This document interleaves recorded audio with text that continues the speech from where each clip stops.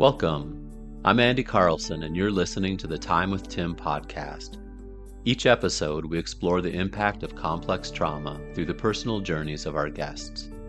Along the way, we'll connect with experts and individuals who share their unique perspectives, insights, and practical tools to help you on your healing journey. Let's take this time to learn together. Welcome back. In today's episode, we've gathered some great questions from our YouTube subscribers and Lyft staff. Many of them have asked about managing the symptoms of complex trauma. Trauma impacts every aspect of a person's life, from emotions and thoughts to relations and daily functioning. It can be overwhelming to navigate, but understanding it is the first step toward healing. And I'm excited to have Tim Fletcher back with us to provide some insights and strategies. Good to be here again, Andy. Tim, I want to start off right away with a question that comes up a lot. So people hear the term triggered all the time, but it's not actually clear what it really means. And so could you break down what being triggered looks like and how someone can recognize when it's happening? Yeah, so I would present triggers on really kind of two levels for people to understand. So the first is a trigger on the surface is when you go from 0 to 100 emotionally. So you go from a calm place to a very angry place to a very fearful place to a very upset place. So something has caused that radical shift in emotion in a split second, that intensity of emotion. So that would be the trigger. So usually what we look at with a trigger is it's what's happening in my actual world right now. The problem with that is, yes, that has triggered the emotion, but if somebody else went through that very same event, it wouldn't send them into a whole bunch of emotional intensity. So the question becomes, why did this event cause you to go to a very dysregulated, escalated emotional state in a nanosecond? And that leads to the second thing, and because it usually ties to a wound from childhood that hasn't healed. So what's happening today is actually triggering something from the past that hasn't healed yet, and that's what you're reacting to. The fear that that wound is going to happen again. You're going to get hurt again. So a child who was rejected, disrespected, made fun of, anytime something happens today that makes them feel stupid or disrespected, hyper explosion. And it's like that could happen to others and they would just blow it off as no big deal. Like that's that person's problem. But why did that do it? Because there's something in the past.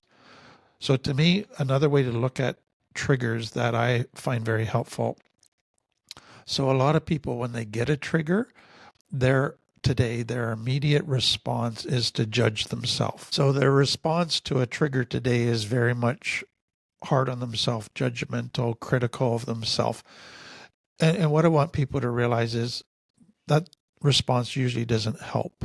What is a better response is to go to curiosity and to go, the trigger is actually trying to be like a road sign, pointing me to an area deep inside of me that hasn't healed yet. It's actually trying to help me.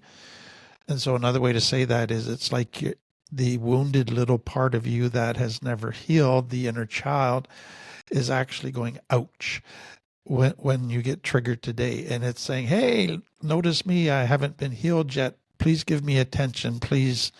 Finally, and it's directing me to the next area where I need to heal. So if you look at triggers that way, then it can be like, wow, these are really trying to help me know what I need to focus on next in my healing journey. So that's how I would kind of break down the whole trigger thing for people. I think, so a lot of what I'm hearing you say is that trigger is something it's inside of me, but it's like this reflection, it's coming out of my past. What I see a lot of people do is, you triggered me. Exactly. You did this. Like, is there a way that we can kind of move from that that outwardly focused to an inwardly focused? Like how do we make that shift if we look at the other person as being the source of our problem? Yeah, exactly. So to me, there's a couple pieces with that. So the first piece is that a trigger puts me into my limbic brain, but with great intensity. And so in the limbic brain, it's the child again who's getting hurt.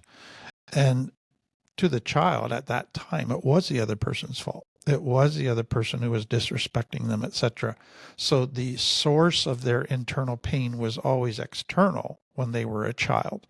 So today, when their limbic brain gets triggered, they go back into that child brain, and their immediate initial focus is it's somebody else's fault that I'm feeling this way. It's somebody else is hurting me somehow.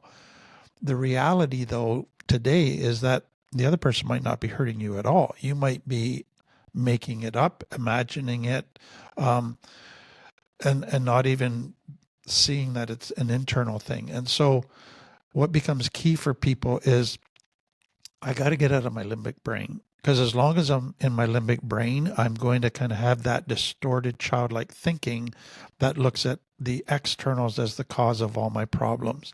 I have to get to my cortex and be able to say, hey, this could be something inside of me. So I got to calm down enough to be able to do that. And where the challenge of that, and it's another piece to this, is what begins to happen with complex trauma is the shame identity that I'm not good enough, something's bad with me. And so when I get triggered, it exposes all the bad of me because I overreact, I lash out, etc. And so if I was to admit it might be me, I'm actually confirming my shame, which has been what I've been running from and trying to hide all my life. So that reinforces the desire or the mechanism to blame somebody else. It's got to be somebody else, because then it takes me off the hook and I don't look bad. And so you have to get curious and honest and be able to explore yourself. You have to be able to get past that shame that says I'm terrible, and if I start looking here, it's just going to put out on display for everybody to see how terrible I am. It's no, this is a wounded child. This is a wounded child that was trying to survive and trying to prevent that hurt from happening again. So let's not beat that child up. Let's have compassion for that child. Let's understand that child, and let's nurture and help that child heal. It is really the right posture. Mm. So I think it sounds like a lot of it is kind of in a way resting on beginning to understand the limbic and how that wounded child is stored in the limbic, and then beginning to work to heal and to protect and to be gentle with your own wounded child. Exactly. So one other kind of qualifier for it. So if my wife was to say something to me, let's say that was a wee bit hurtful, so there's an element there that would be it's triggered some stuff from the past, but yet she did something that was inappropriate. So there's an internal source and an external source to what I'm feeling right now. So it's usually it's not 100% their fault or 100% my fault. It's usually a mix.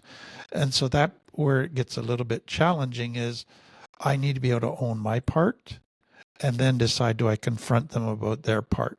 So they're part of the trigger I'm feeling today, but there's a big part of it that's my unhealed stuff from the past. So what I tend to do for myself is let's start with me and focus on my unhealed stuff and own my part and work on that. Then I'll figure out whether to confront that other person about what they did, instead of just going kind of to anger, fight, blame, putting it all on them and not owning any of my own responses. So if I can give one other piece to this, Andy, that I think is really important. What happens in a lot of complex trauma families is you get a dad or a mom in a position of authority as the parent, and they never take responsibility for their own emotions, their bad emotions. their inappropriate emotions. So if they get angry, it's always the kid's fault. You made me angry. You did that. It's your fault that I got angry. And so the kids always feel that they're responsible for everybody else's emotions. And it's easy without even, they hate that, but it's easy without even realizing it. When they get to be an adult, they fall into that. And so as soon as I'm feeling an emotion, well, you triggered me. It's your fault.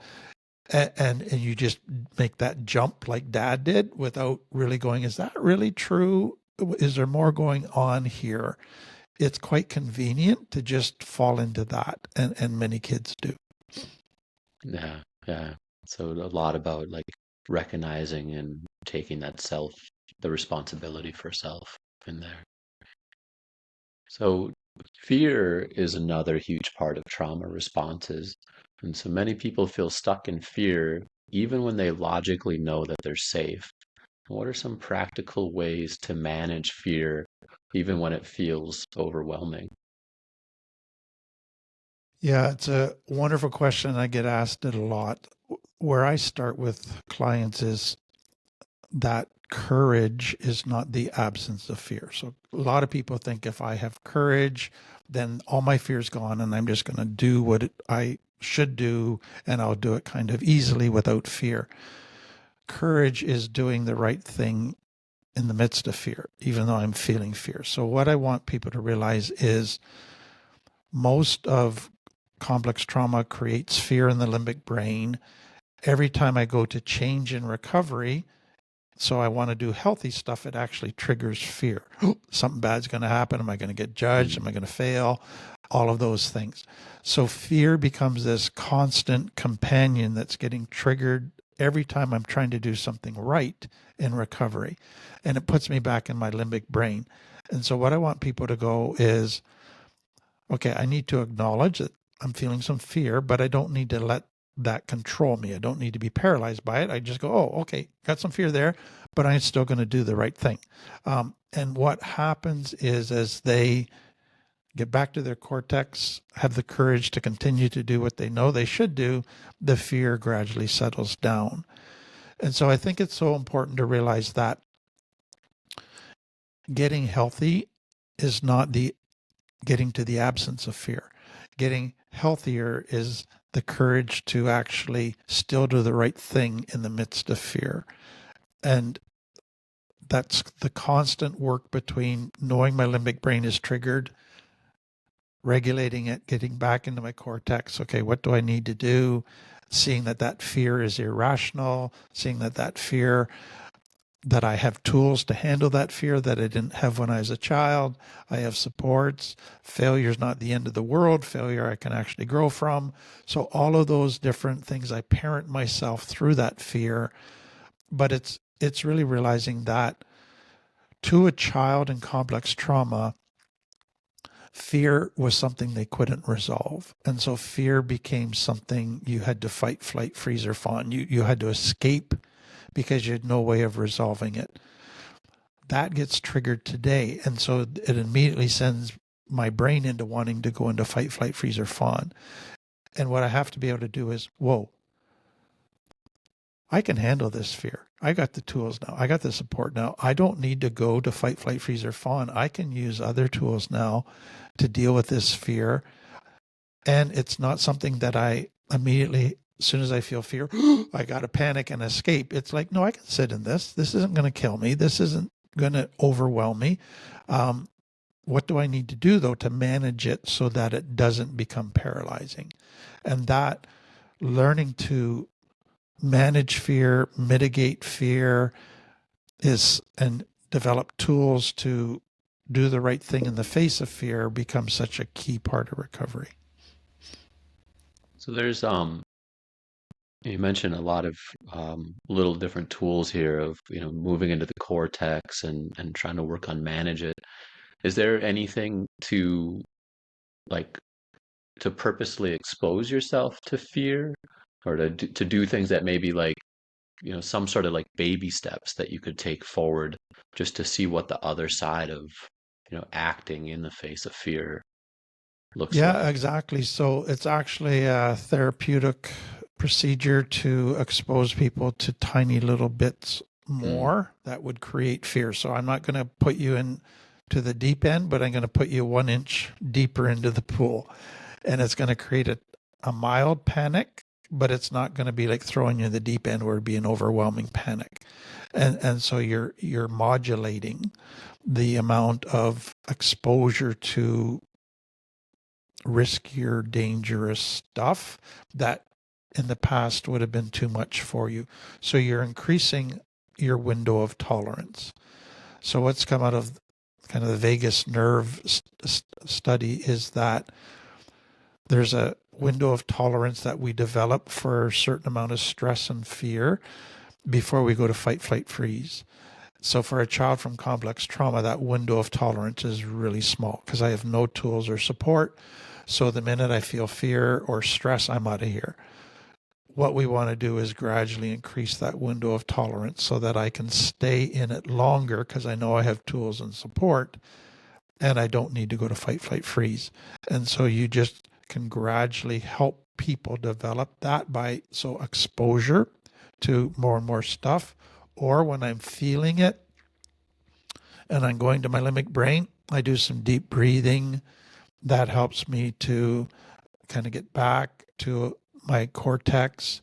I develop things where I train my mind not to feed it, not to focus on it, distract myself to something else, remind myself of certain truth that's going to help me. So I'm parenting that panicky little child and nurturing them and telling them the things they need, giving them a hug, all of those different things that are soothing, that are regulating type of things for them, that are just very practical somatic tools to calm that limbic brain and help them calm the fear.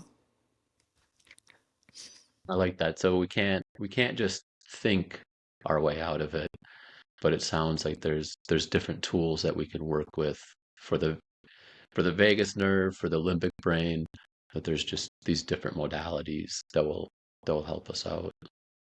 Yeah, and what I think, like your comment about thinking yourself out of it, is such a important one to comment on, and that is the approach of many people in the past is what we call top down. Just use the cortex, the top of your brain, to control the rest of your brain. And so parents would say, get over it. Just think about something else. Oh, you're good enough to handle that. And so it's just, you can think your way through it. But what we know from complex trauma is that will work in some situations, but not in all. If the fear gets too intense, you can't think yourself out of it. You got to go to bottom up approaches, which is somatic type activities, physical activities that calm the brainstem, calm the limbic brain just by natural activities. So it's like a little baby that is freaking out, crying, and you can't just tell the baby, it's okay, get over it. You got to rock the baby. You got to hug the baby. You got to sing to the baby. You got to walk around, give the baby a teddy bear, give the baby its blankie, give the baby its soother, all those kind of things to help it gradually begin to calm down. But that's a bottom up approach. And so it's important for people with fear to realize that they probably need to learn both top down and bottom up, Mm-hmm. and to know when one will work and when they have to switch to the other, because the other one isn't capable at that point of handling the more intense fear situations. Nice.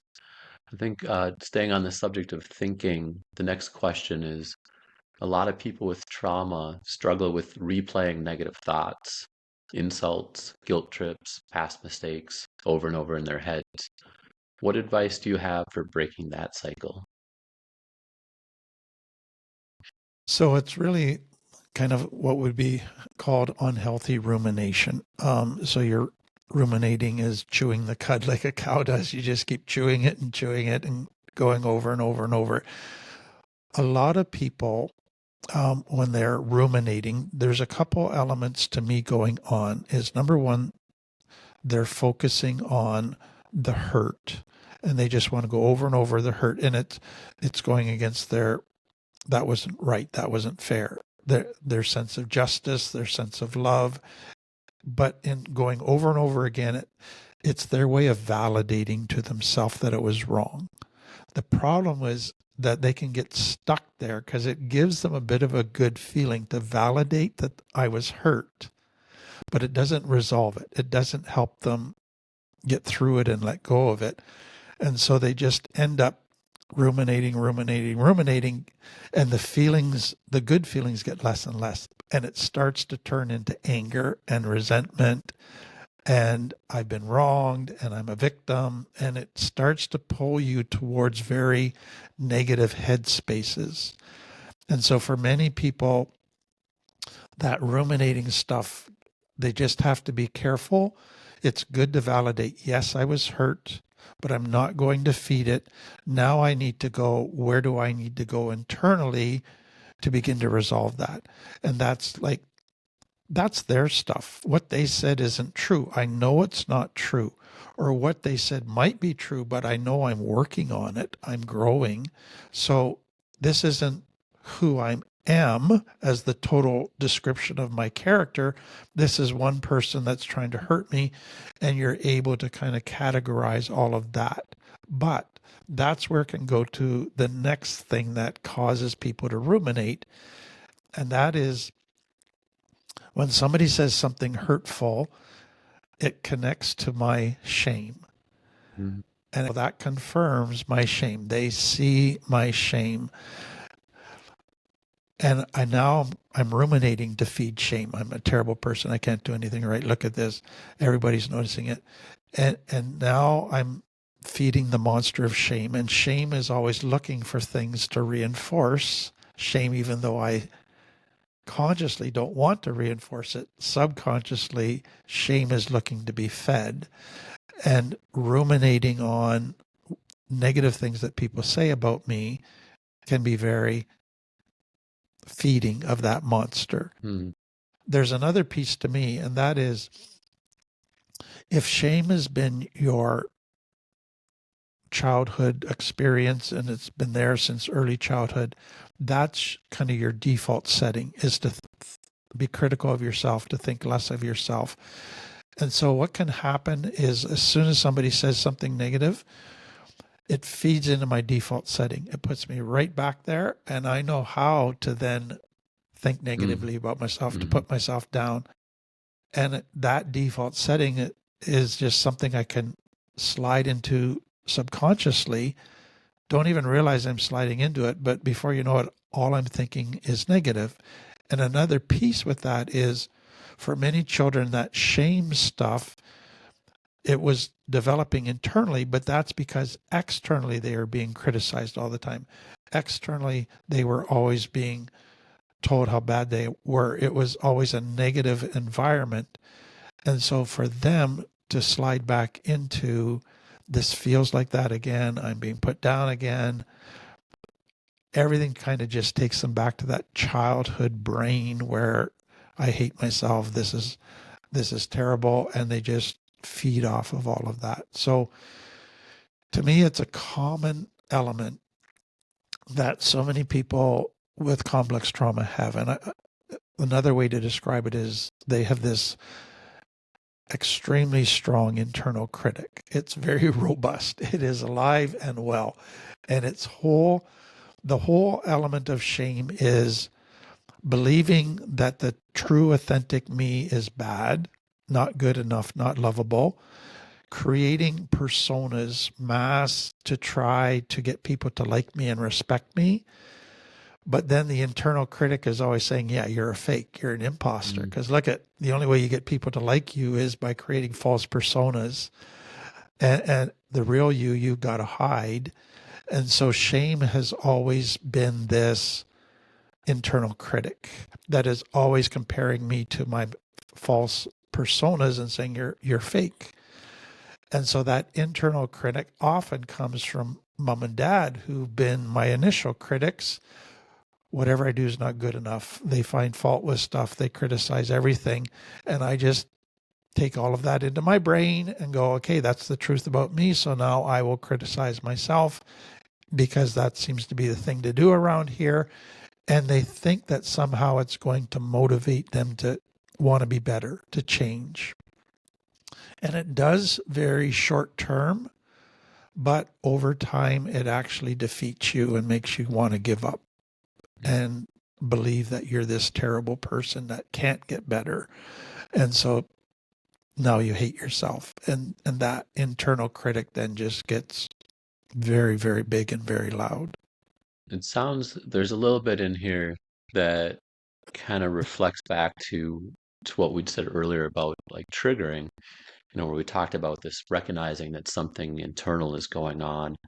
Um, and so one of the things you mentioned was, I'm going to paraphrase a little bit, but it's that whatever the other person did is it's about a reflection of what's inside of them, not in you. But for somebody who has this extremely external locus of control, there's like this, seems like a 1-2 punch that shame is giving here, where I have this internal critic, but I also have this default setting where I'm looking at you, I'm looking at somebody outside of me as the responsibility. And so, Exactly. yeah, how are there things that we can do to like specifically to work on this external focus versus the internal focus to be able to bring it into a place where we do have control over it? A couple things I would say with that. So the first thing to me is, where does shame come from? And it's because the mirrors of my life that reflect back to me who I am, that tell me who I am, that treat me in a way that makes me conclude I'm a certain way.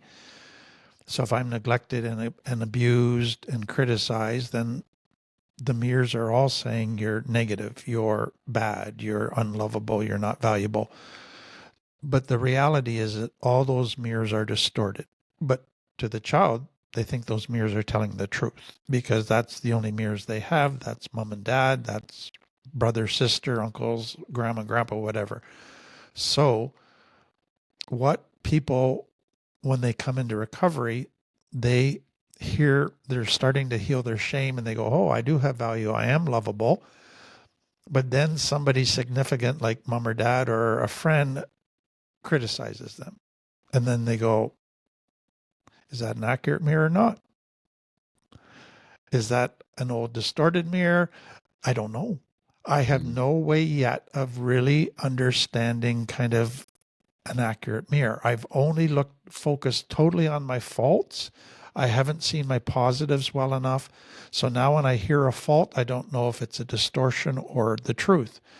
So people need to find healthier mirrors, is what I'm getting at. And so what I have done in my life is, somebody criticizes me, I'll go to some of what I know to be reliable mirrors in my life, and I'll go, this is what somebody said about me. I can see maybe there's a bit of truth. I think there's a lot of errors and distortions in it. I think it's mainly their stuff that's talking, but help me here. What do you think?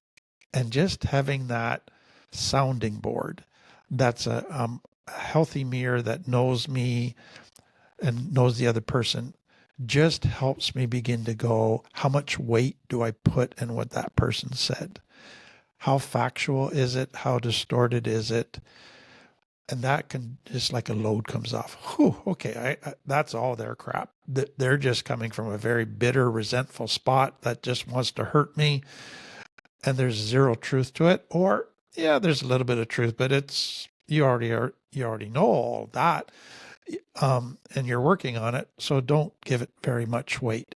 So that's part one. Part two is, so much of what happens with shame in a complex trauma family is people focus on your negatives more than your positive, your failings more than your victories.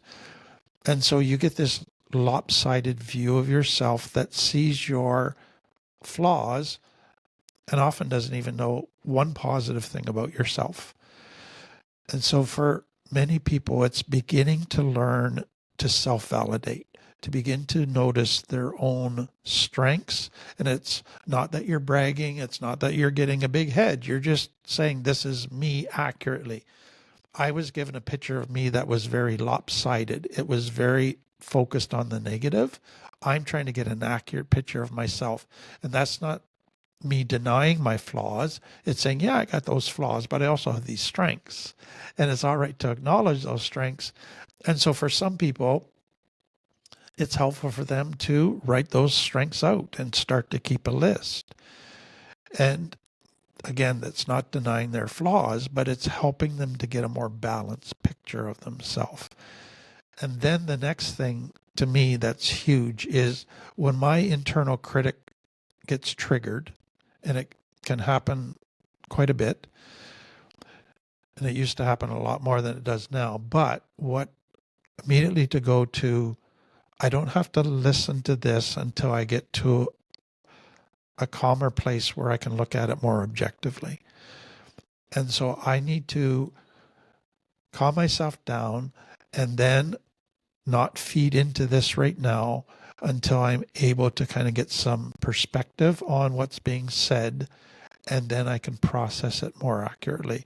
But for me to just do this when I'm triggered, usually it's going to get all kind of out of whack and I'm going to get obsessing on it and it's going to go in a downward direction.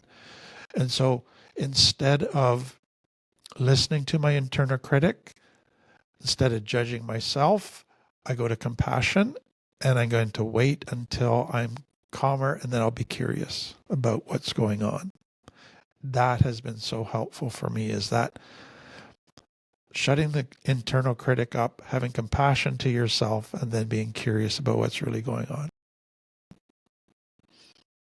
If mom and dad were distorted mirrors and brothers and sisters and a lot of the people we know were distorted mirrors, where do we find these healthy people, these healthier, safer people that can, maybe reflect back to us a more balanced perspective, or to give us this beginning of being able to understand what compassion and curiosity look like?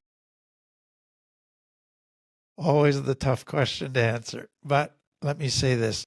I think what many people don't see when they're in recovery is that through their years of living, they've gained, without even realizing it, a little bit of a sense. They've become their own mirror. They've gained a little bit of sense into their skills, into their abilities, into their strengths and weaknesses.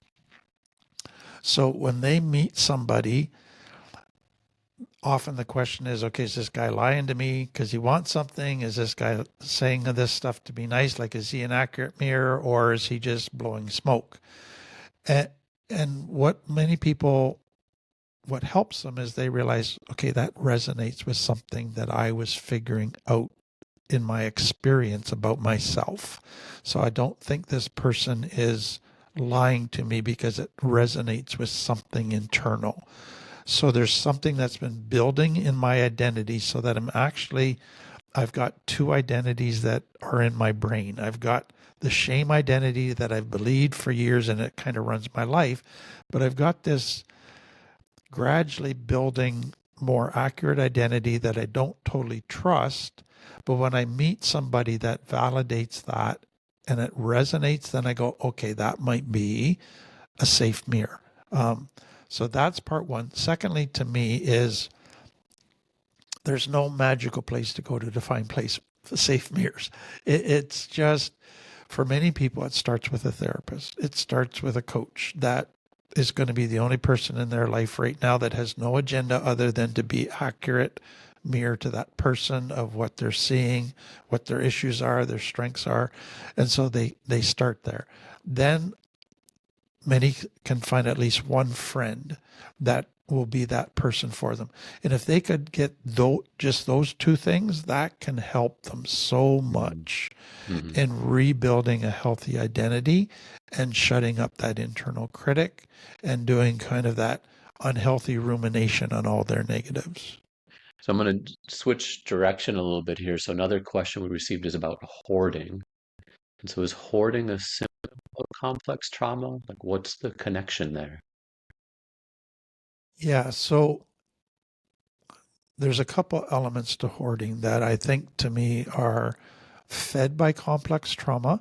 So I'm always cautious when we get on to kind of symptoms in society today, that I don't want to oversimplify it and say it's all complex trauma.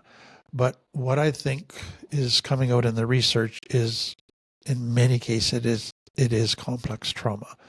So there's a couple contributing things that come out of complex trauma. So number one is basically what they're finding with most people that hoard is they have abandonment issues. So they didn't connect as a child, they felt abandoned, or they were actually abandoned.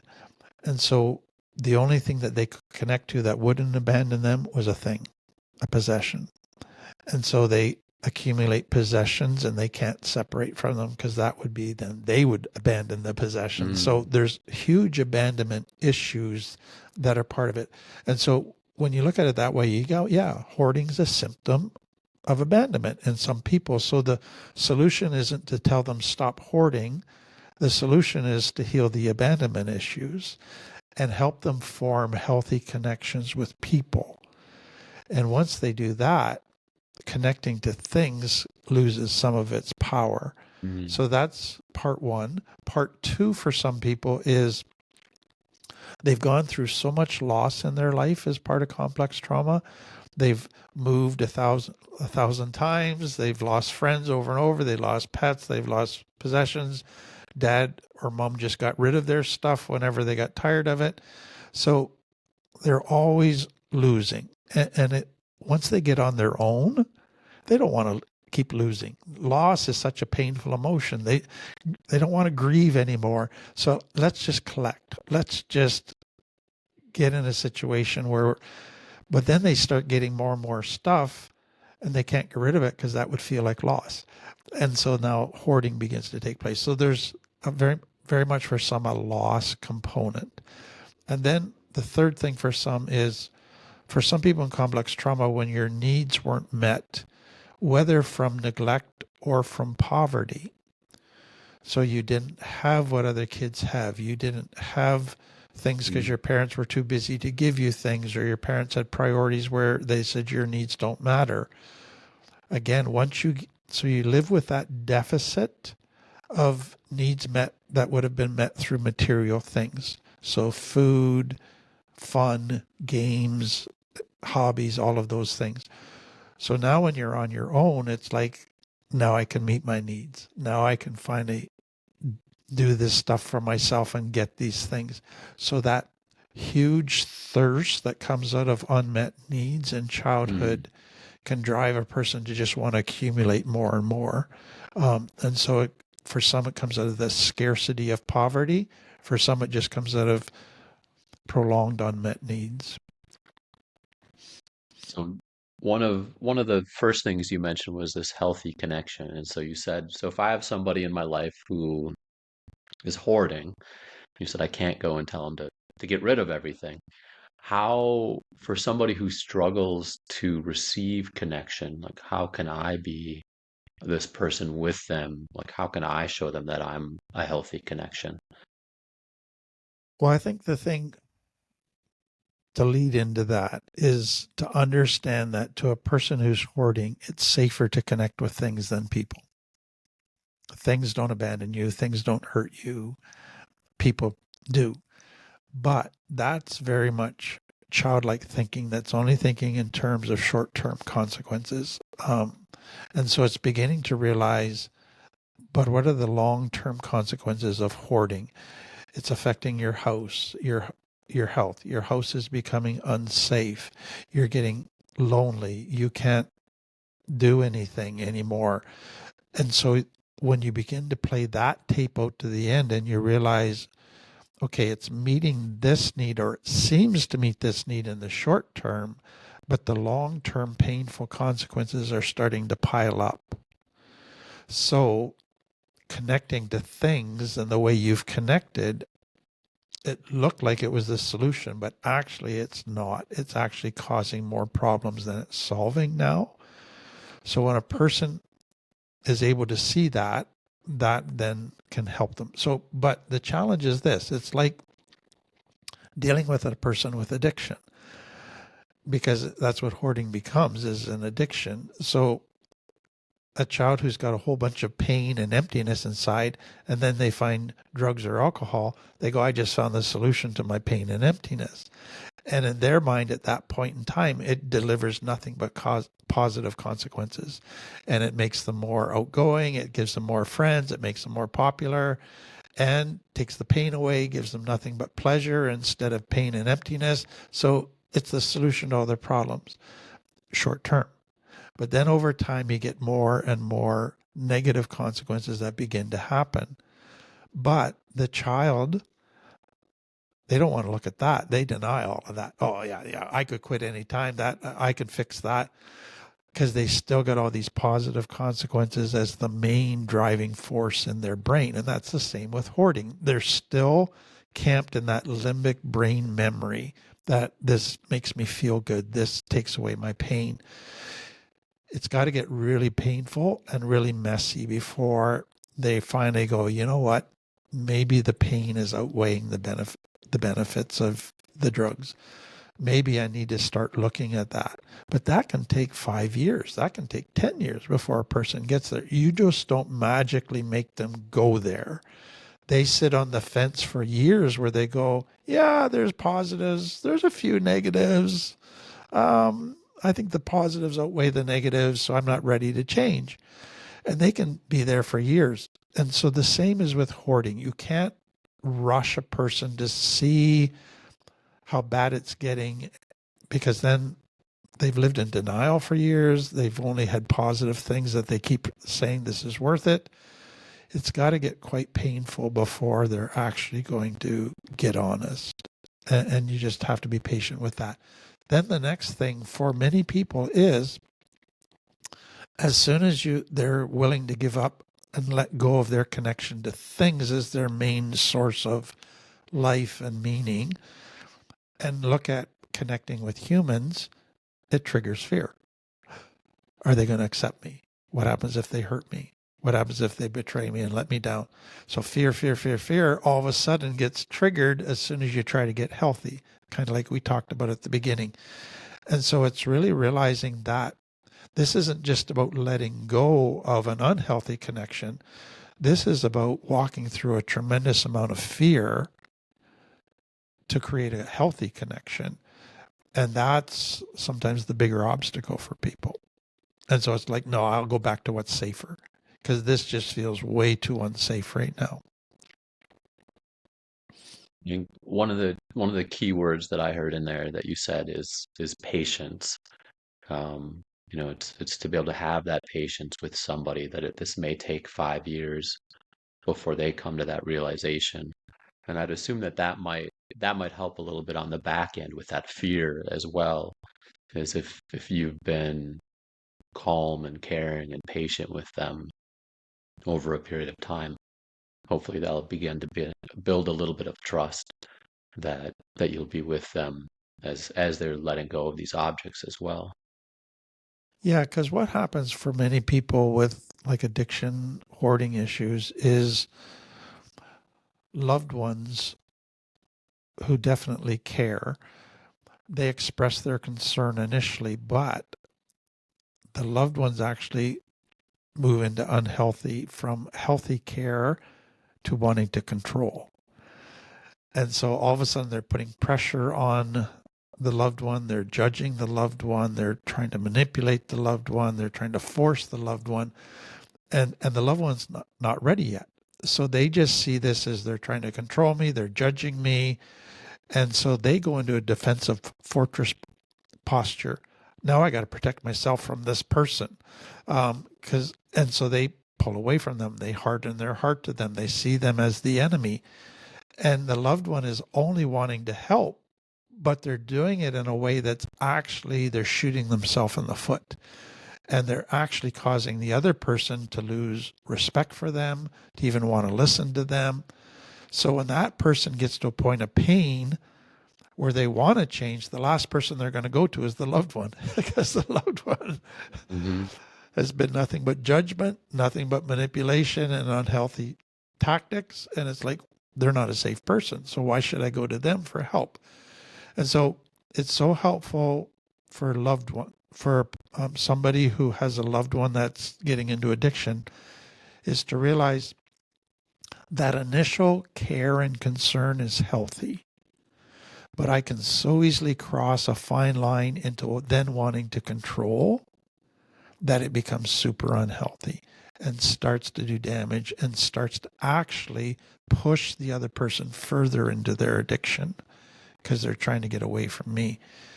And so I describe it as caregiving versus caretaking. So caregiving is I control, I say a few things, and I shut up. I've said my piece, it's in your court. I can't control you, I can't make you change. But caretaking says, if I try this, I can get them to do it. If I get over involved, I can make sure they do what I want because I know it's healthy for them. And it begins to backfire. And so it's really realizing healthy concern is good, control is bad.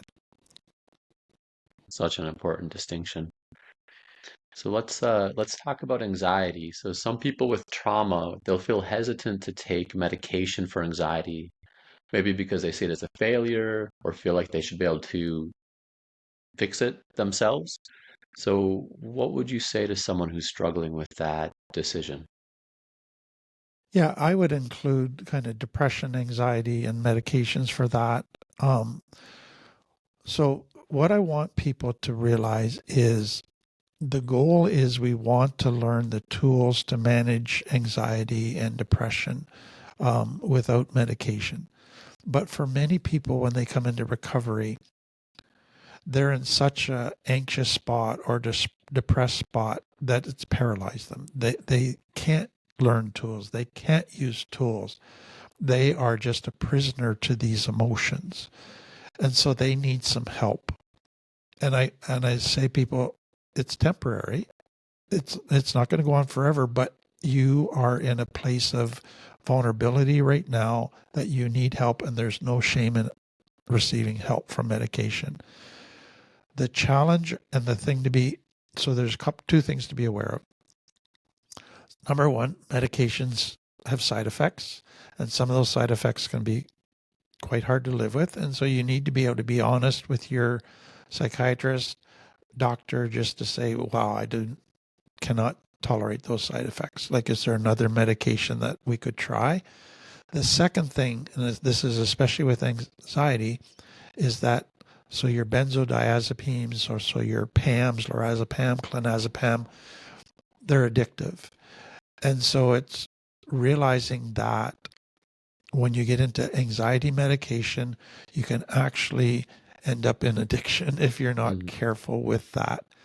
The other piece around that is a lot of people have used marijuana as something to help them with their anxiety.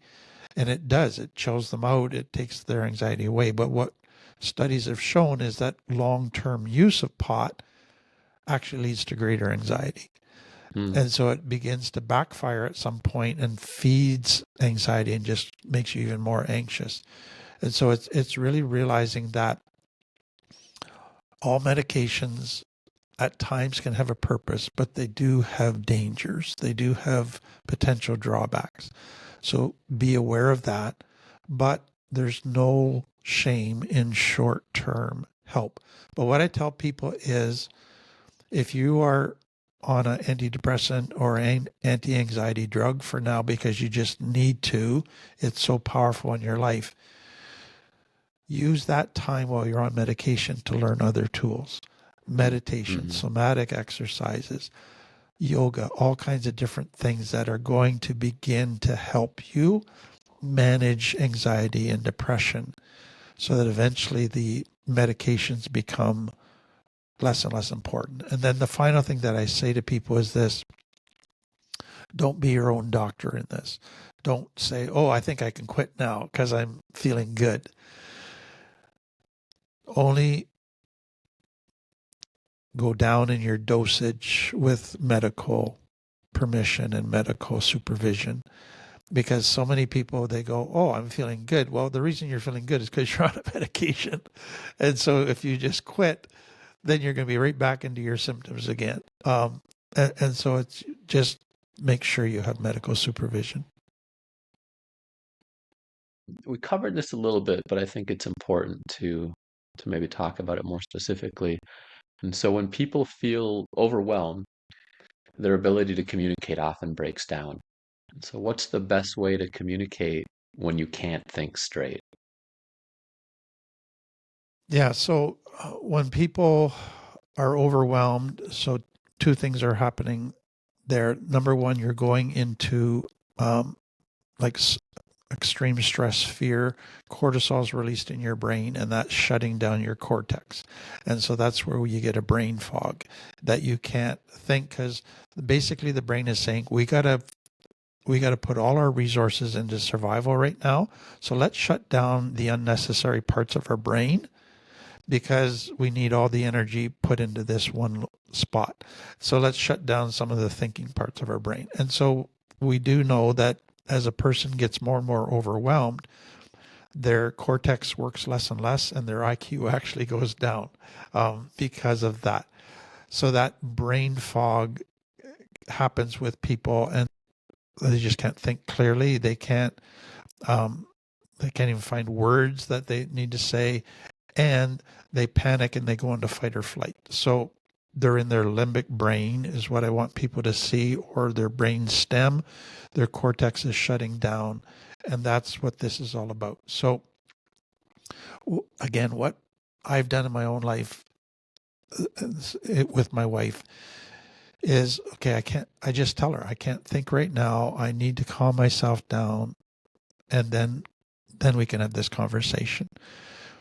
So initially when I did that with Kim, her first fear was, you're never going to talk about this. You're just blowing Mm, me off. And it's like, no, give me a couple hours and then I'm going to come back and we'll talk about it. But I just need to calm down. So as soon as she had the assurance that I was committed to resolve this and work this through, that became important for her, just to be able to relax and give me space to do that. And so it's, to me, perfectly fine and very important for every couple, every relationship, to kind of have those ground rules that mm, at times I'm going to ask permission to not talk right now because I need to go and calm down. I need to think. I need to get out of my limbic brain, but I'll come back to it. And that's not blowing you off. That's not saying this isn't important. That's just recognizing I'm not in a state mentally right now to be able to resolve this properly. So that, I guess, to me is really the big thing. But then there's a bigger piece to me, and that is, so that's a response to in the moment. What I then need to do is go, okay, where is this overwhelmed feeling coming from? Is that just because of in the moment, or is it because over the last 2 months I've been taking on more and more and more, and the stress has been mm, gradually mhm. building?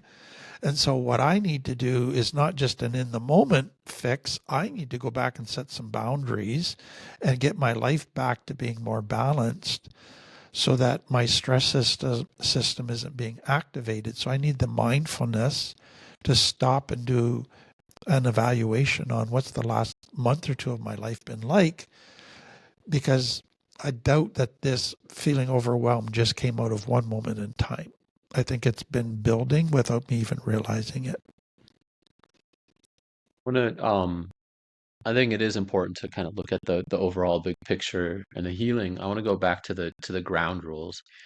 And so just, so in your example, you know, Tim is overwhelmed and stressed and he calmly says, "Honey, I love you. I need I need a little bit of time here."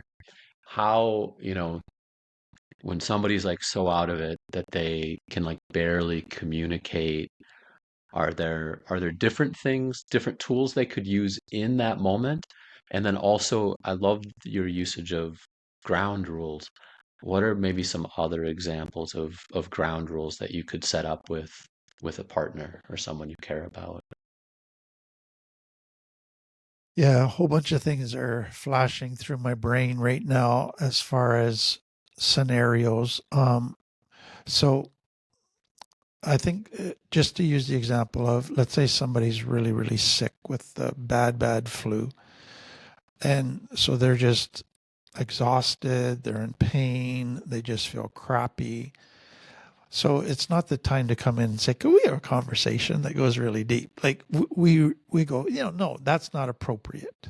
Um, the challenge for many people with complex trauma stuff is that their symptoms of burnout aren't visible. So they're not Mm. barfing, they're not throwing up, they're not in this obvious sick condition. And so you come in and go, you should be able to talk because you look fine. So what's wrong here? And so it's be able to say, okay, I am not in a good place. I'm super depressed. My mental health is terrible. I'm just exhausted. I'm feeling overwhelmed. So the partner has to be able to see that that's the same as somebody with the flu. It presents differently physically, but it's the same internal world. So for me to go in and demand that they talk to me because I want to talk, that that's narcissistic. That's you better meet me where I'm at because I'm not going to meet you where you're at. And that's not truly loving. But having said that, so when I was sick with chronic fatigue syndrome, there were times where Kim would want to talk and I go, I just can't today. But the key for me was not to then justify staying there. It's like Kim needs to talk. I need to get myself to a place where I can talk, even though I'm tired, even though I'm the last thing I feel like doing. But making this relationship work and loving requires that I somehow get myself to a place where I'm able to talk.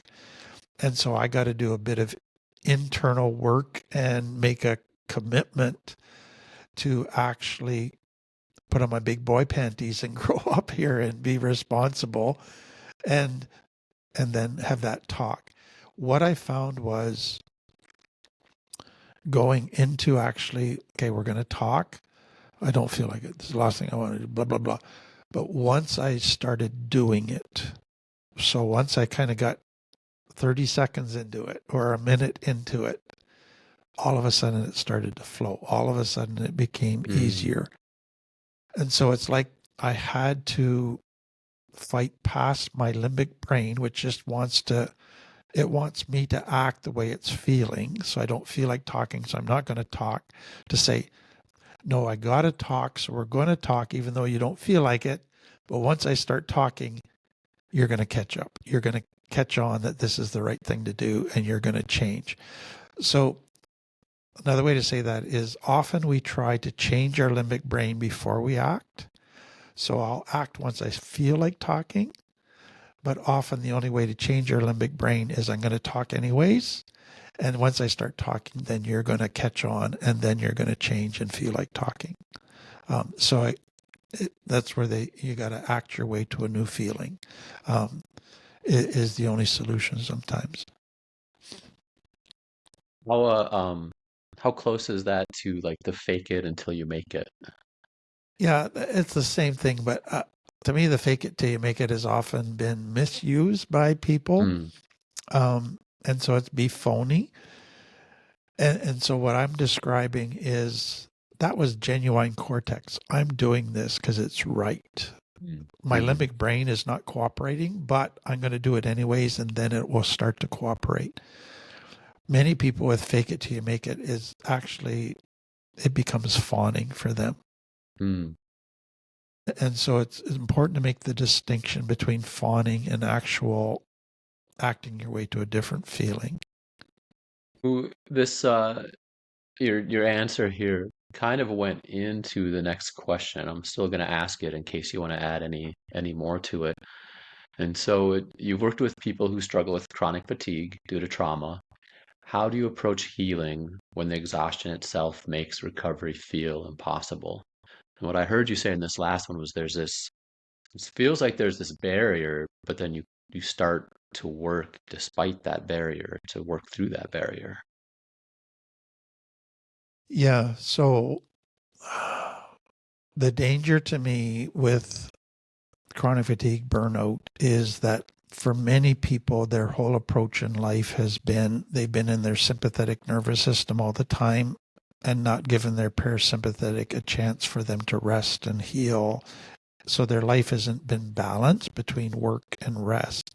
Their life has been constant survival, work, productivity, on the go, push, push, push.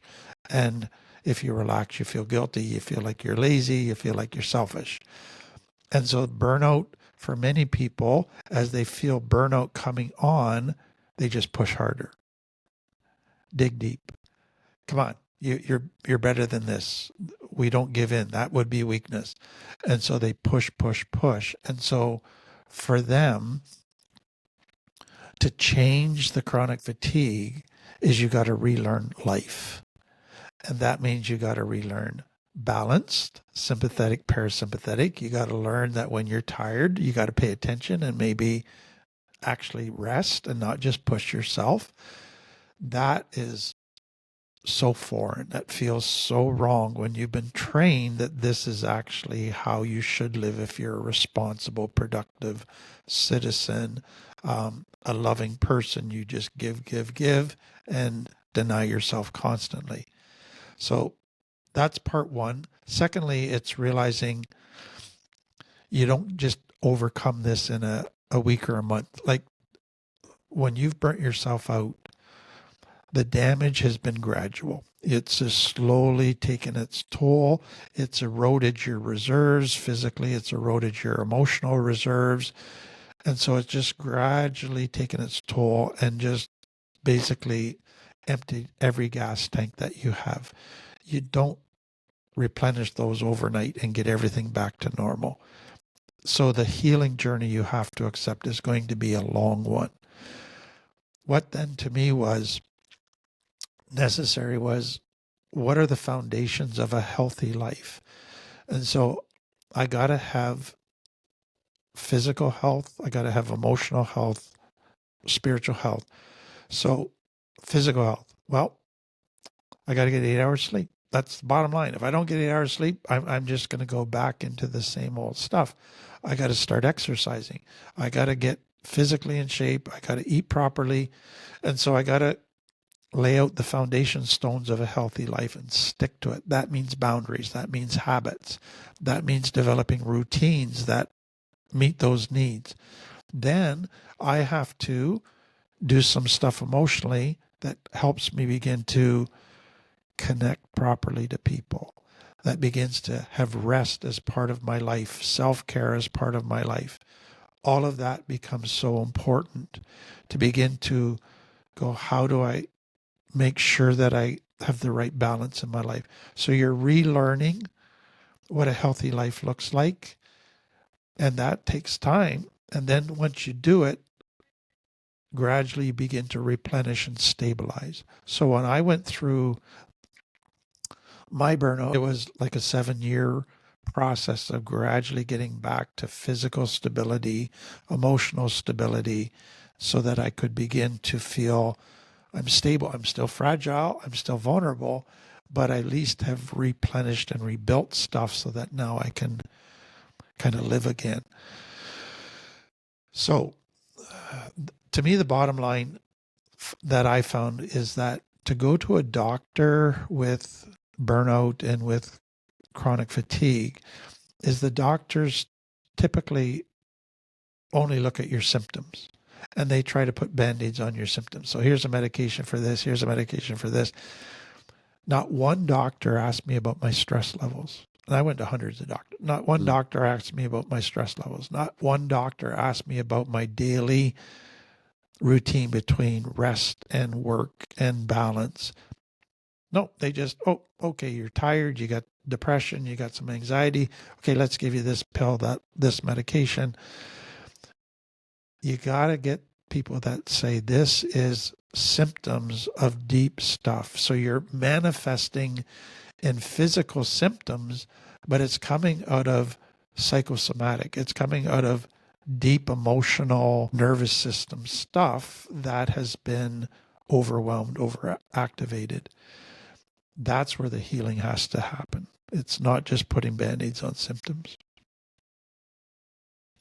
I'm noticing a little bit of a theme in some of the questions here that a lot of the answers are that patience and time are huge components for a lot of these. Exactly. And I think like what I've saw early on is so much of our treatment world has been and recovery world has been influenced by the physical medical model, which is as if you have physical symptoms, you got a flu, the cold, whatever. We're going to go through this. It's going to be a few weeks. You take medication, therapy, whatever, and kind of a straight line, linear line. You're going to be over it and better. And it's quick, it's consistent, it's predictable, all of those things. So people come into trauma recovery that has some physical manifestations of their trauma, and they just treat it with the physical medical model. Oh, I just put band-aids on the symptoms and I should be better. And it's no, this physical symptoms is coming out of deep trauma, internal stuff where your whole central nervous system, immune system, parasympathetic, sympathetic, vagus nerve, all of that has been damaged and greatly affected. You got to heal there first. And that takes a ton of time. And that takes a lot of very different kind of work and therapy than you would get in a medical physical model. That takes people a while to adjust to because we don't like taking time. We don't like slow, messy processes. And to tell somebody this could be 2 years, 5 years, what? No way, no way. There's got to be a quicker, faster solution out there. So they go looking for it. And you always got con men that are going to offer that kind of stuff. And it sets people up to be disillusioned and set back even more. And so at some point, they just got to accept, I got to do the hard work, and it's deeply internal. I can't be looking for an external solution here. This is a deeply internal, that's all on me to begin doing this work. So on the healing journey, some people manage to stop using unhealthy coping mechanisms, whether it's substances, relationships, or other behaviors, but they still want them. How do you work through that stage of the healing? So to me, it's really, really important that often when we think of dopamine, the brain chemical, we think of, oh, that's the pleasure chemical. And it is. But what we've come to understand about why does the brain secrete a pleasure chemical? It's partly so that you don't forget that thing met a need. So when a child eats a food, when a child does something and it meets a need, they get pleasure. And it's because the need was met, but it's the brain saying, don't forget that that's what meets the need. So the problem with complex trauma is my needs are not being met through healthy means, but I'm kind of happening upon things that seem to meet my needs. So I'm sad and grandma says, here, have a cookie. That seems to make me feel better. It releases dopamine. So now every time I'm sad, my brain goes, remember what meets that need? It's a cookie. So a person comes into recovery and they go, okay, cookies do not meet emotional needs. I get it. I get it. And they start learning how to meet their emotional needs in healthy ways.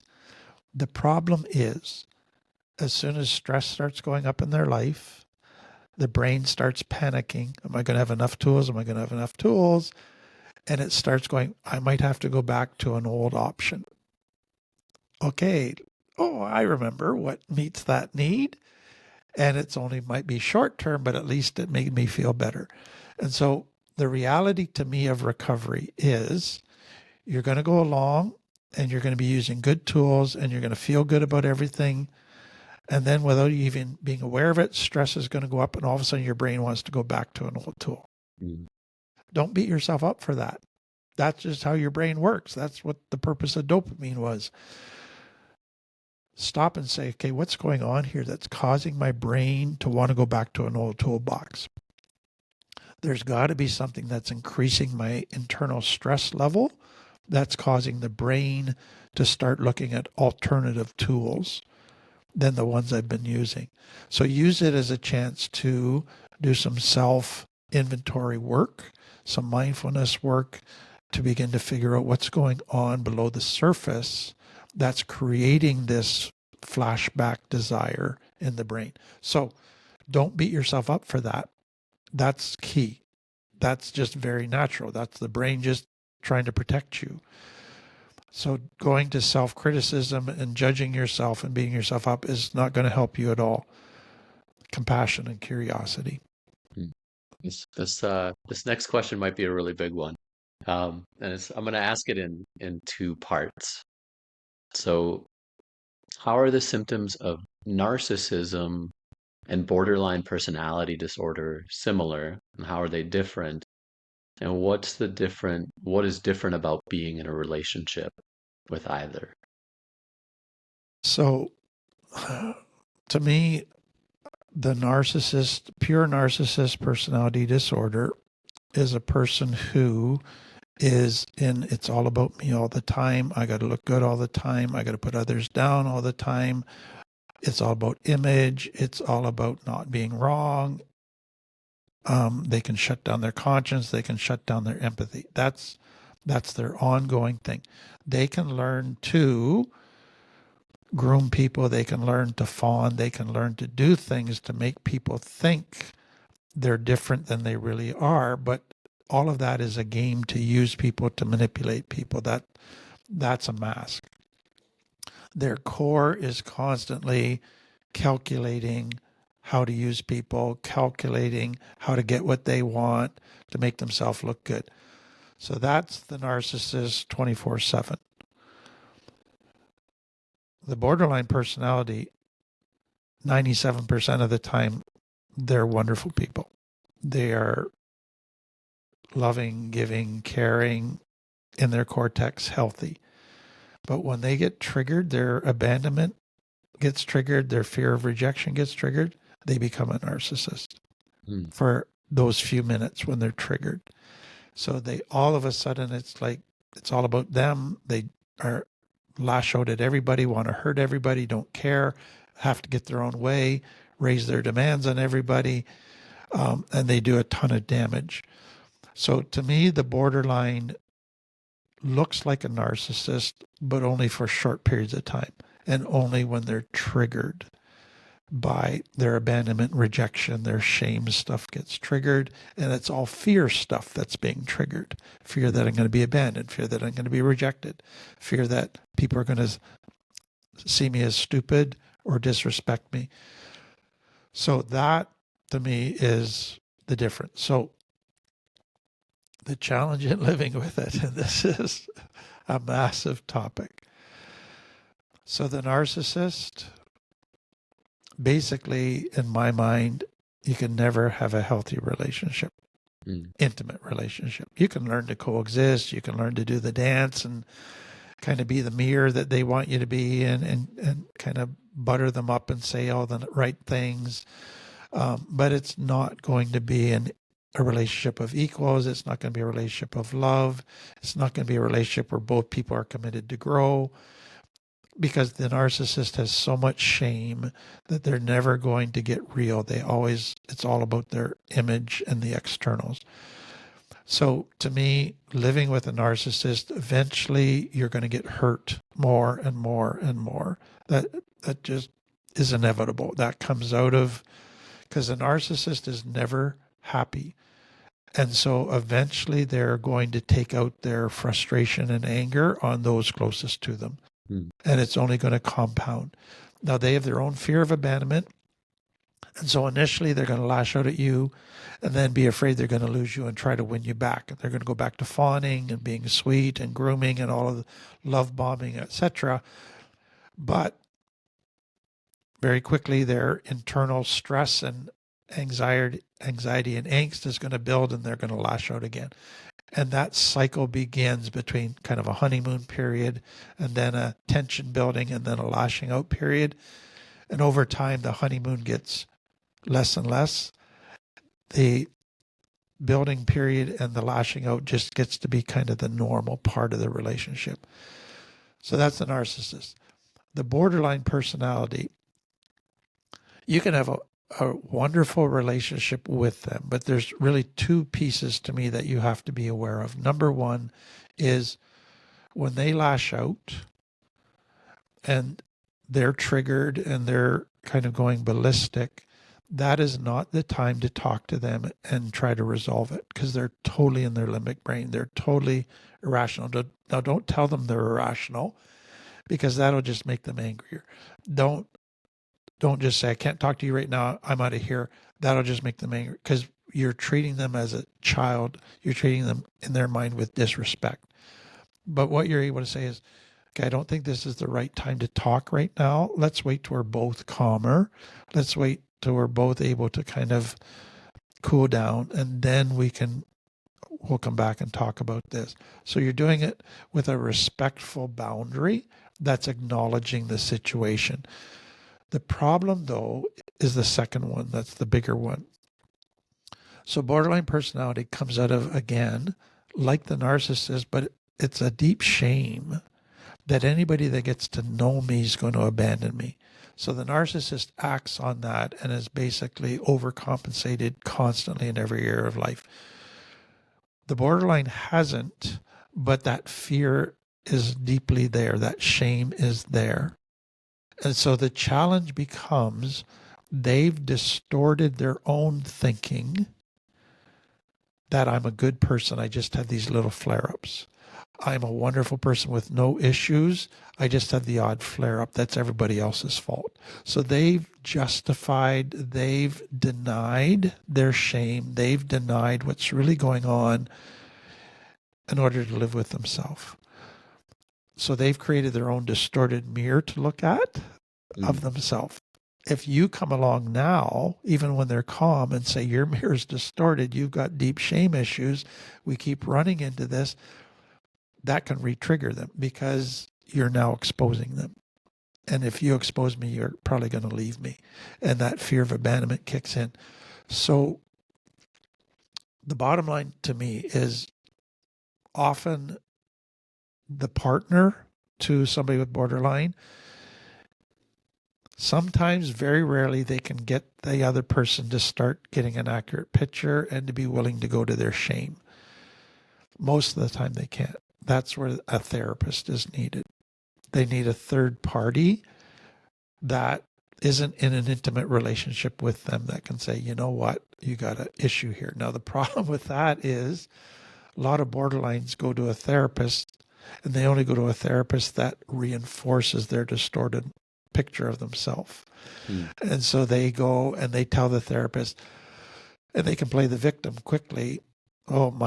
I have a wonderful relationship most of the time, but once in a while my husband or my wife gets cranky, or they disrespect me, or they get sloppy and they don't clean up after themselves, whatever. And they can put it all on their partner, and the therapist is going, yeah, you have a crappy partner. And the borderline goes home and says, yep, see, it's not my fault. It's all your fault. So it's really finding a therapist that is able to see through what they try to present, to see the shame underneath, and to begin to realize that's causing some issues that get triggered periodically.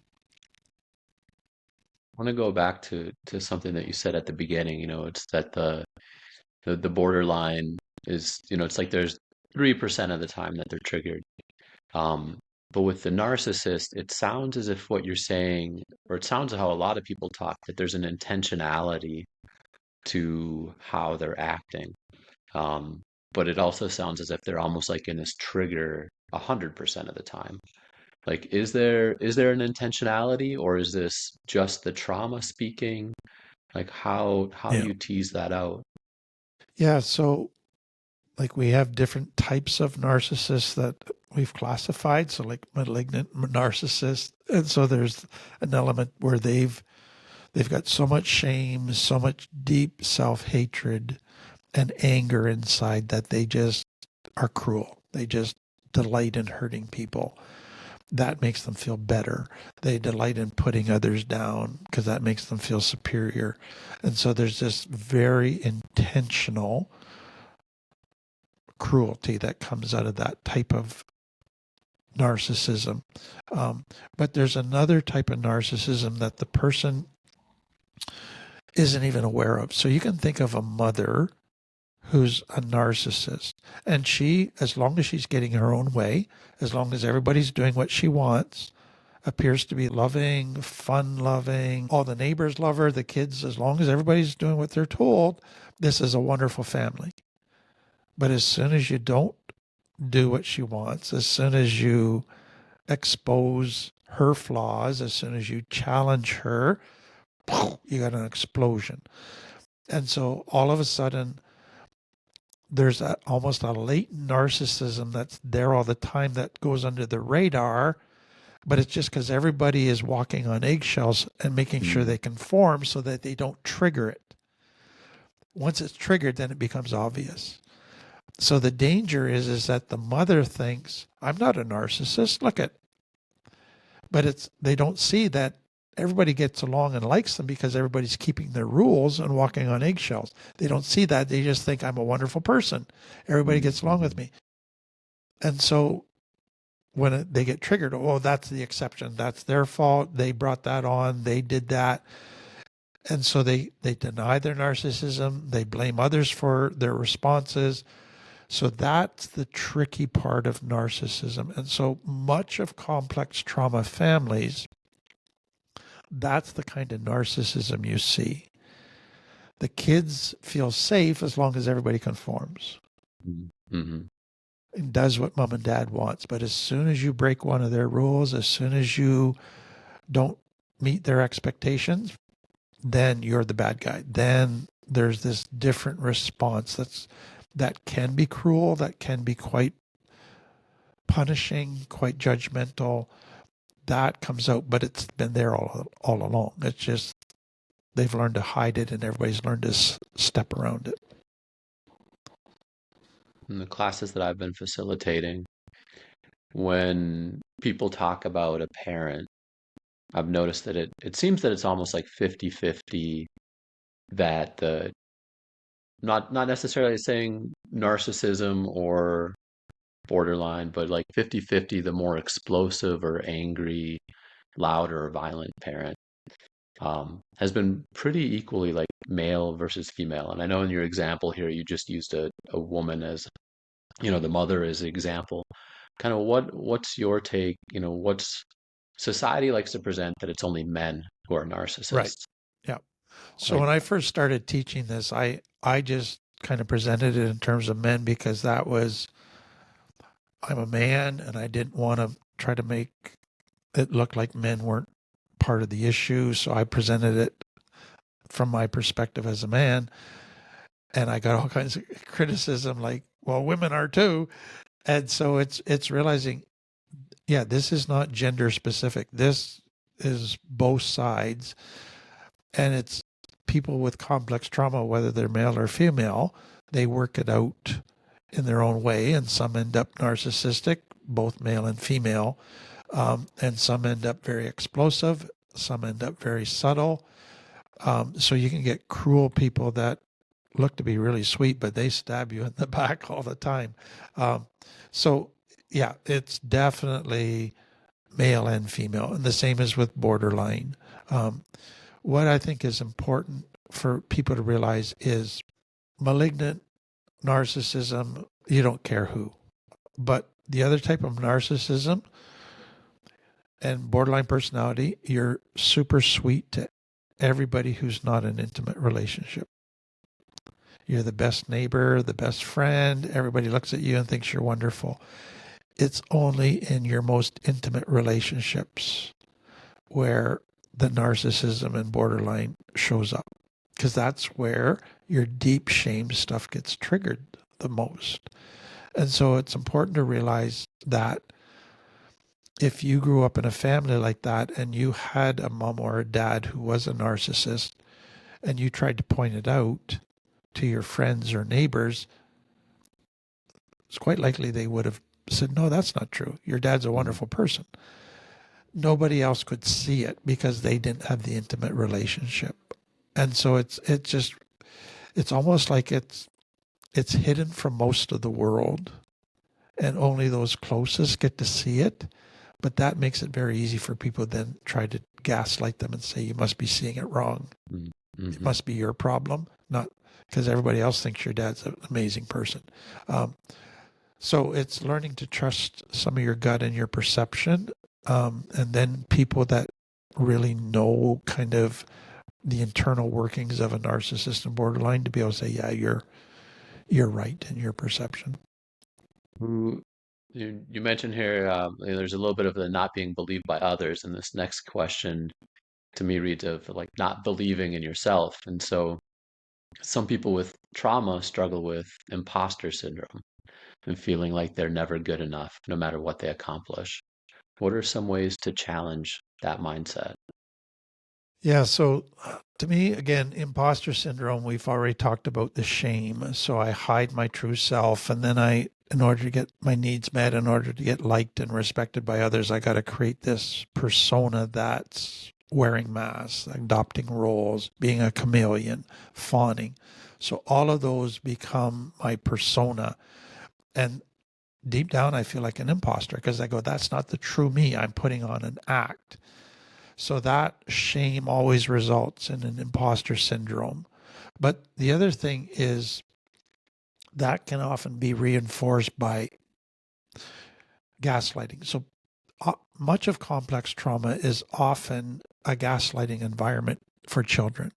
So children, they're sensing stuff in their gut and they say it and their mom says, no, that's not the way it is. Oh, you're making that up. And all of a sudden they can't listen to their gut. They see something, dad's being very cruel. No, it's because you're the problem. Dad's just reacting to you as the problem. So reality is constantly being distorted to suit those in authority who are actually the problem and Mm, making it look like it's the child's problem, and the child is believing it. So they're developing this distorted picture of themselves, but the gaslighting has caused them to gradually not trust their own perception of anything, not trust their own thinking about anything. And so they're gradually getting to the point where they doubt their own perception, they doubt their own thoughts, and it's like, don't know who I am. I can't trust myself to think or to see myself accurately. And that just cements in this imposter syndrome that I don't know how to get out of it. Because if I was to say, okay, what's the true me? Who's the true me? Well, I can't trust my perception because the gaslighting over years of childhood has caused me to question all of my own perception of everything, even myself. So that's again to me where two things. One involves needing others' help. I need accurate mirrors that are going to give me, and we've talked about that, that begin to help say, this is the true you. What you were told was the true you was a lie. You had inaccurate mirrors that distorted reality. And it's beginning to identify that my whole identity was built on lies. So shame is not the truth about me. Shame is actually lies about me that I thought was the truth. And so I'm confronting a lie identity, a lie system. And that's not easy to do, especially when those lies have been hammered home as the truth for years. So that takes a lot of work to do that. But then I think it's secondly, being able to, what helps a child get to know who they really are? They play, they have fun, they try different things, they explore.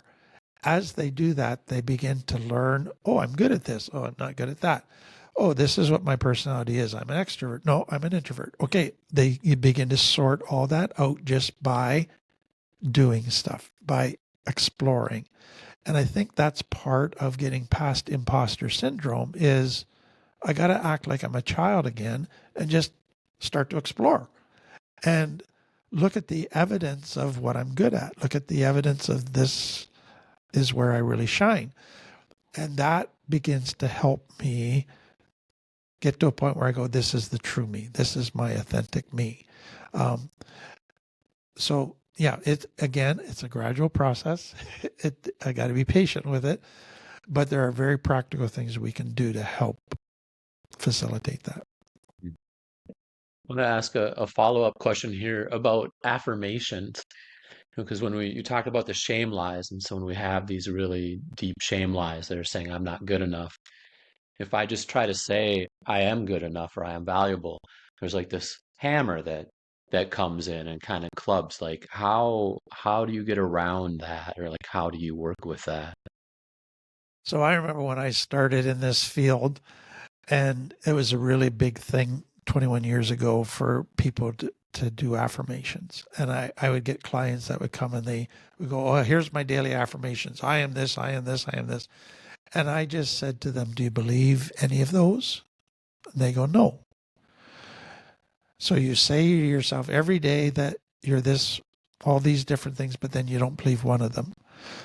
So the issue is not the affirmations. The issue is something is preventing you from believing it. Because the affirmations are true. You just can't receive them.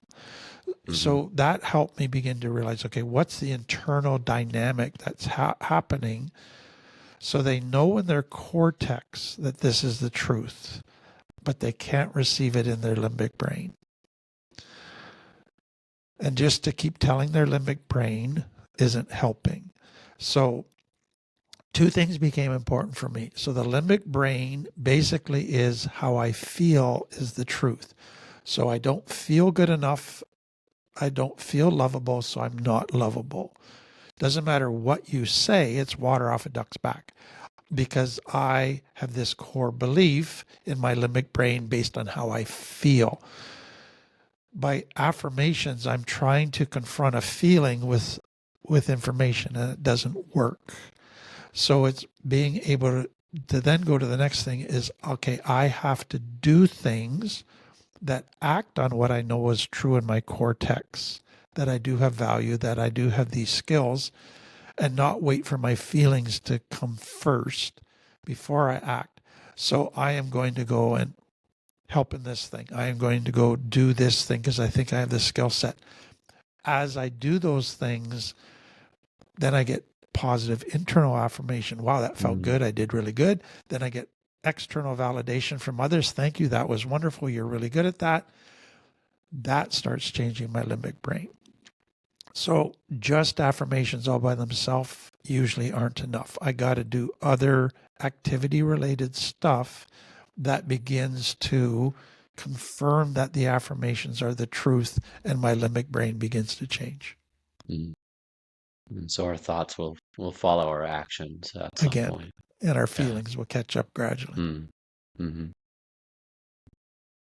So we've been talking a lot about the struggle side of things. What are some underrated or overlooked coping tools that you've seen help people manage their trauma symptoms?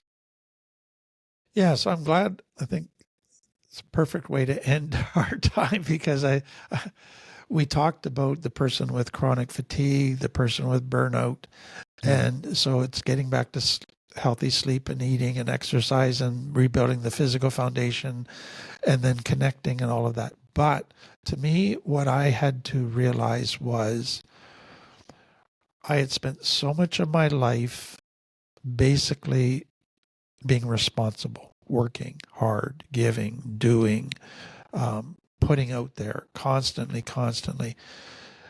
I needed so it was like all the gas was going out of the gas tank, but it wasn't being replenished properly. And so what I began to realize is some of the tools that I grew up with to refill my gas tank weren't sufficient anymore. They were filling it up a little bit, but they weren't filling it up enough. Others weren't. Other tools weren't even working anymore. So I needed to find things that were positive, filling up my gas tank. But more than that, what was happening with the burnout and the stress is my limbic brain was getting into a more painful, darker, negative place day by day. I needed something positive daily to help heal my limbic brain, to help get my limbic brain back into a more balanced, positive, emotional place, not just a constant stress, pain, overwhelmed place, depressed, anxious, etc. So a lot of recovery to me is not just avoiding doing the wrong things, not just forcing myself to do my daily routine. All of that's important, but I got to have a third element of I got to start adding positive things to my life that feed my soul, that get my limbic brain into a positive place. So I maybe just sit and watch a comedy that just makes me laugh, or I sit and just read a book, or I go for a walk in nature, or I just listen to music. All of those things feed my soul, put my limbic brain into a positive place. So out of the 12 needs, this is where 2 of the needs to me become so important to look at. And that is the need for beauty and the need for the wow experience. Because both of those are positive limbic brain things. Both of those feed our souls. They lead us to a sense of awe, to a sense of we warm up inside, something opens up inside, something is energized inside, we get goosebumps. And so that's where for some people, sunsets, travel, the mountains, the ocean, seeing new places, nature, animals, art, all of those things become beauty, become wow.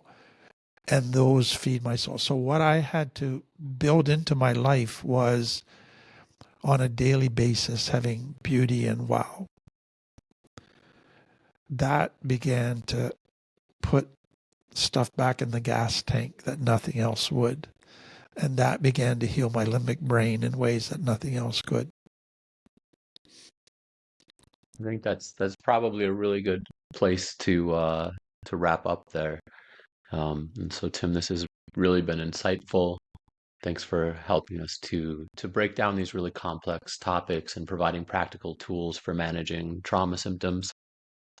And I think I'll just end with encouraging viewers and listeners to try to find something that brings beauty and wow into their life, and to go and do that and take that action as self-care for themselves. Thanks again, Tim. Thank you. Thank you for joining us on the Time with Tim podcast. If you'd like to share your own experiences or have questions, feel free to email us at podcasts@timfletcher.ca. Want to learn more about complex trauma? Subscribe to Tim Fletcher's YouTube channel for past lectures and his Friday night Tim Talks. You can also connect with us on Instagram, Facebook, LinkedIn, and TikTok. Looking for more support? We offer programs and courses to help with healing complex trauma and recovering from addictions.